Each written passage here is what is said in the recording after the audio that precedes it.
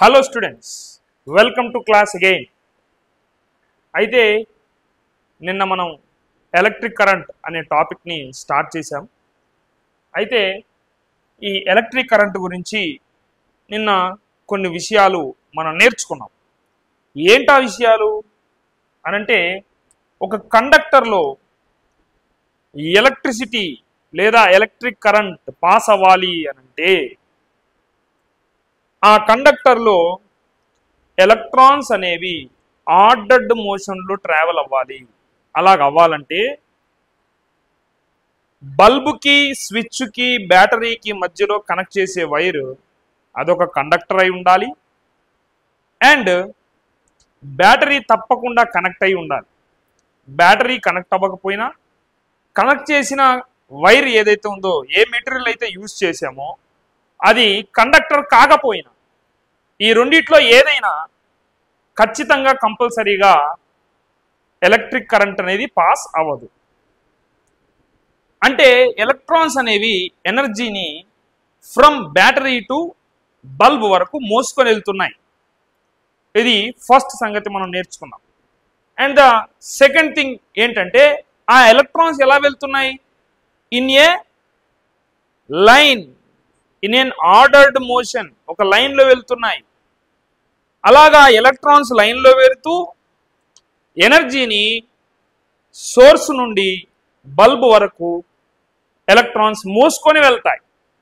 ఇది మనం జరిగిపోయిన క్లాస్లో నేర్చుకున్నాం. దీన్ని బట్టి ఎలక్ట్రిక్ కరెంట్ అంటే ఏంటి మనం డిఫైన్ చేసాం.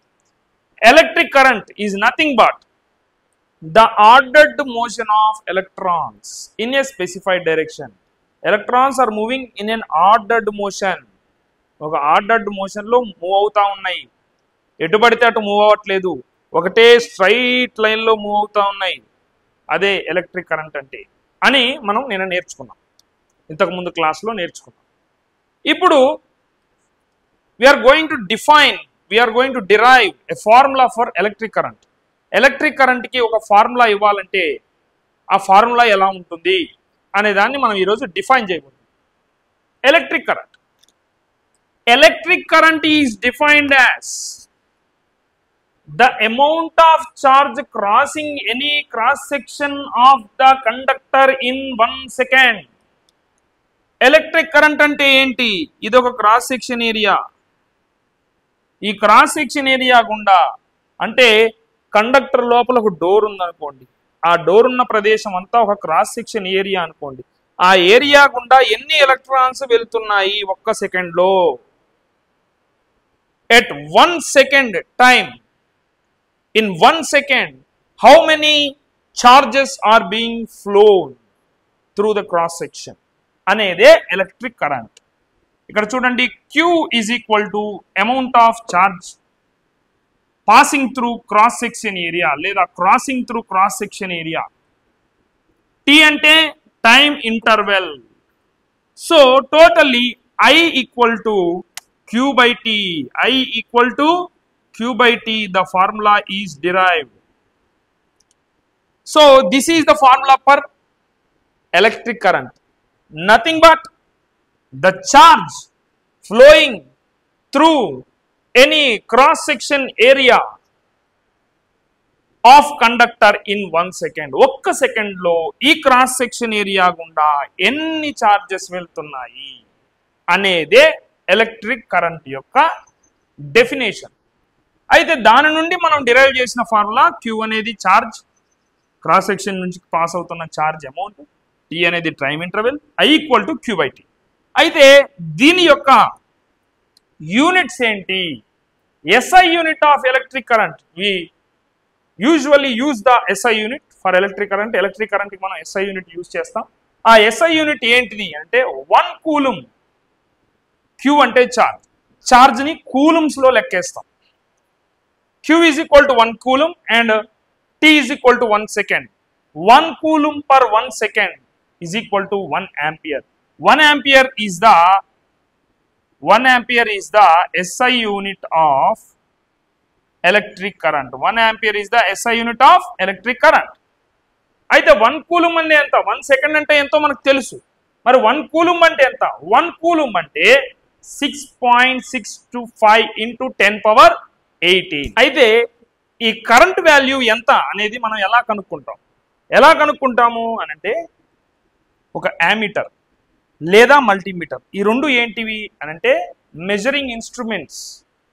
ఈ రెండింటి ద్వారా మనం కరెంట్ని మెజర్ చేయగలుగుతాం. కరెంట్ వాల్యూ ఎంత అనేది మనం తెలుసుకోగలుగుతాం. ఎలా? ఒక యామీటర్ని బల్బ్కి సిరీస్లో కనెక్ట్ చేసాం. You will connect the ammeter with the bulb in series. అలా కనెక్ట్ చేసినప్పుడు యామీటర్లో అయినా మల్టీమీటర్లో అయినా కరెంట్ వాల్యూని ఈ measuring instrument ammeter or multimeter ఏదైతే ఉందో దాంట్లో చూపిస్తాడు అన్నమాట. ఎలా కనెక్ట్ చేయాలి? దీన్ని సిరీస్లో కనెక్ట్ చేయాలి. ఎలా కనెక్ట్ చేయాలి? సిరీస్లో కనెక్ట్ చేసినప్పుడు యామీటర్ లేదా మల్టీమీటర్లో కరెంట్ వాల్యూ అనేది చూపించడం జరుగుతుంది. నౌ ఇప్పుడు ఒక న్యూ కాన్సెప్ట్ మనం నేర్చుకున్నాం. ఏంటి ఆ న్యూ కాన్సెప్ట్ అంటే drift speed or drift velocity. ఏంటిది? Drift speed or drift velocity. ఈ డ్రిఫ్ట్ స్పీడ్, ఈ డ్రిఫ్ట్ వెలాసిటీ అంటే ఏమిటి?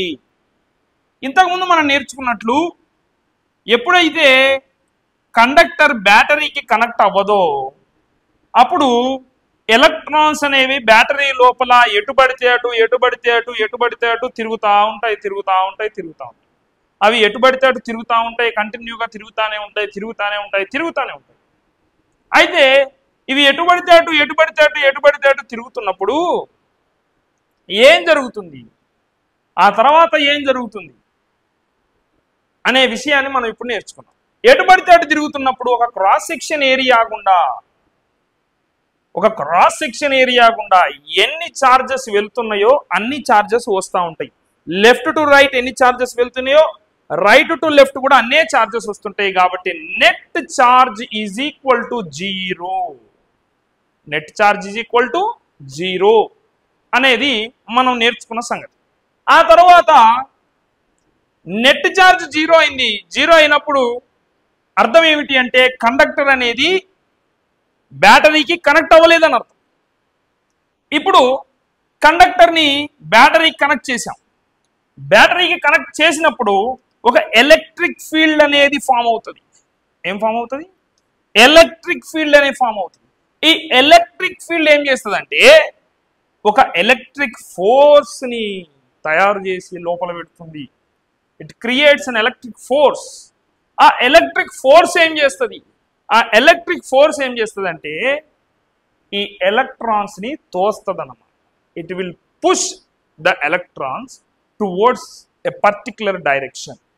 అయితే ఒక ఎలక్ట్రిక్ ఫీల్డ్ అనేది ఫామ్ అయ్యాక చార్జ్ క్యారియర్స్ లేదా చార్జెస్ విచ్ ఆర్ మూవింగ్ ఏవైతే కదులుతున్నాయో ఆ కదిలే చార్జెస్ ఎలక్ట్రాన్స్ అయితే ఎలక్ట్రిక్ ఫోర్స్ అనేది ఎలక్ట్రిక్ ఫీల్డ్ కి ఆపోజిట్ గా ఉంటుంది. ఎలక్ట్రిక్ ఫోర్స్ అనేది ఎలక్ట్రిక్ ఫీల్డ్ కి అపోజిట్ గా ఉంటుంది. ఎలక్ట్రిక్ ఫీల్డ్ ఇలాగా తయారై ఇలాగ వస్తుంటే ఎలక్ట్రిక్ ఫోర్స్ అలాగా ఉంటుంది. ఎలక్ట్రిక్ ఫోర్స్ ఎటువైపు వెళ్తే అటువైపు ఎలక్ట్రాన్స్ ప్రయాణం చేస్తాయి. ఒకటే దిక్కులో ఆర్డర్డ్ మోషన్ లో ప్రయాణం చేస్తాయి. ఒక ఆర్డర్ తో ఎలక్ట్రాన్స్ ప్రయాణం చేస్తాయి, ఒక దిక్కులో ప్రయాణం చేస్తాయి by the force of electric force.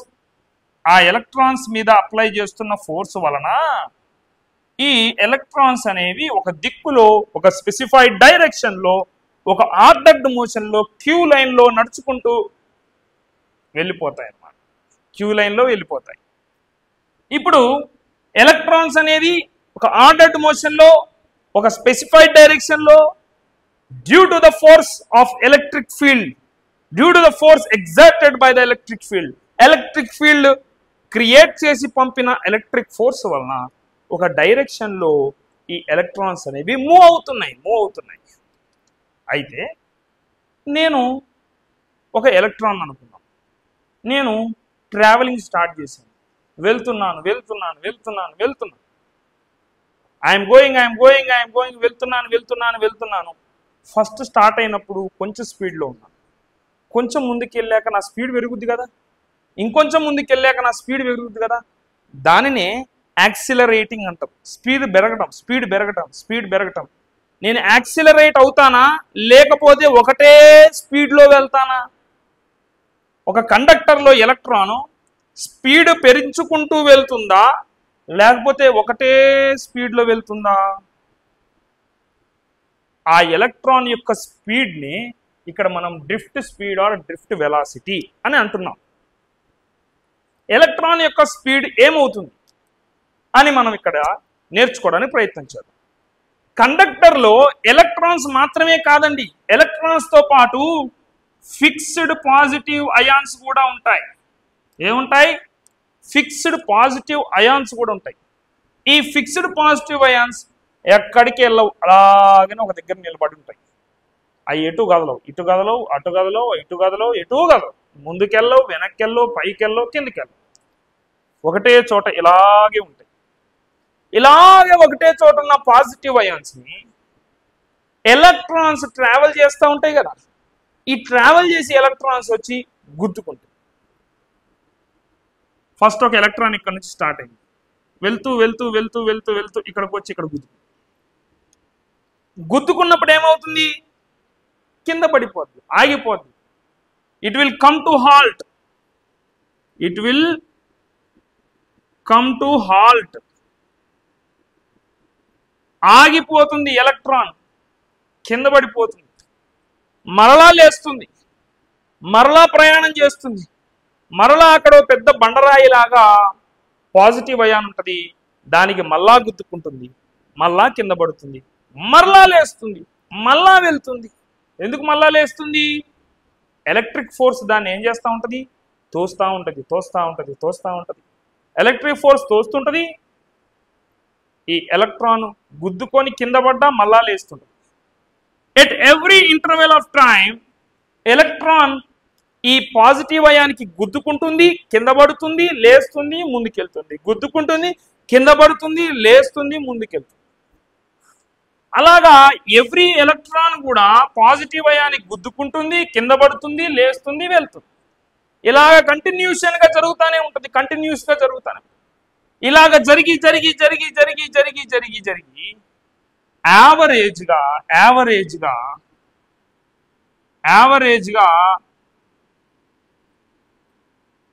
యావరేజ్గా ఎలక్ట్రాన్స్ అన్ని ఒక స్పీడ్ని అటైన్ అవుతుంది. అంటే ఆ స్పీడ్ పెరగదు. ఒకవేళ స్పీడ్ పెంచుకోవాలని ఎలక్ట్రాన్ ట్రావెల్ చేసినా మళ్ళా ముందుకెళ్ళి గుద్దుకొని మళ్ళా కింద పడుతుంది. ప్రతిసారి ముందుకు వెళ్తుంది, గుద్దుకుంటుంది, కింద పడుతుంది, ముందుకెళ్తుంది, గుద్దుకుంటుంది, కింద పడుతుంది, ముందుకెళ్తుంది, గుద్దుకుంటుంది, కింద పడుతుంది. ముందుకెళ్ళడం, గుద్దుకోవడం, కింద పడడం జరుగుతూనే ఉంటుంది. ఇలా జరిగి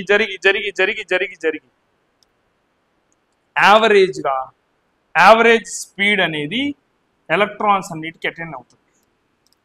అన్ని ఎలక్ట్రాన్స్ కాన్స్టాంట్ స్పీడ్, పెరగకుండా ఎక్కువ అవ్వకుండా ఒకటే స్పీడ్లో వెళ్తుంటాయి. ఎలక్ట్రాన్స్ యొక్క స్పీడ్ పెరగదు, ఒకటే స్పీడ్లో వెళ్తుంటాయి. ఆ స్పీడ్ని మనం ఏమంటామంటే drift speed or drift velocity అంటాం.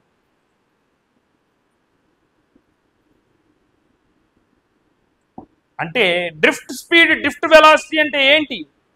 Electrons are going on moving and they are being collided to positive ions. Electrons వెళ్తున్నాయి, పాజిటివ్ అయాన్స్తో కొలైడ్ అవుతున్నాయి, గుద్దుకుంటున్నాయి.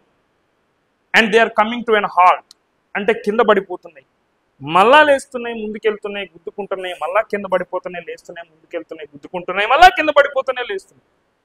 ఇలా ప్రతి ఎలక్ట్రాన్ ప్రతిసారి గుద్దుకుంటుంది, కింద పడుతుంది, లేస్తుంది, ముందుకెళ్తుంది. అలా వెళ్తూ ఒక యావరేజ్ స్పీడ్ అటైన్ చేస్తుంది. ఒక యావరేజ్ స్పీడ్కి అన్ని ఎలక్ట్రాన్స్ వస్తాయి. ఆ యావరేజ్ స్పీడ్ని drift speed or drift velocity అంటారు. ఈ drift speed and drift velocity యొక్క డెరివేషన్ అండ్ దాని మీద కొన్ని ప్రాబ్లమ్స్ నెక్స్ట్ క్లాస్లో చూద్దాం. Thank you for watching this video. ఇట్లాంటి వీడియోస్ అనేకం మీ ముందుకు తీసుకురావడానికి తెలియని వారికి ఈ ఛానల్ మీరు పరిచయం చేయండి. చాలామంది క్లాసెస్లో సబ్జెక్ట్ అర్థం కాని వాళ్ళకి ఈ విధంగా వీడియోస్ ద్వారా సబ్జెక్ట్ అర్థమయ్యేటట్టు మీరు హెల్ప్ చేసిన వాళ్ళు అవుతారు. Thank you for watching this video.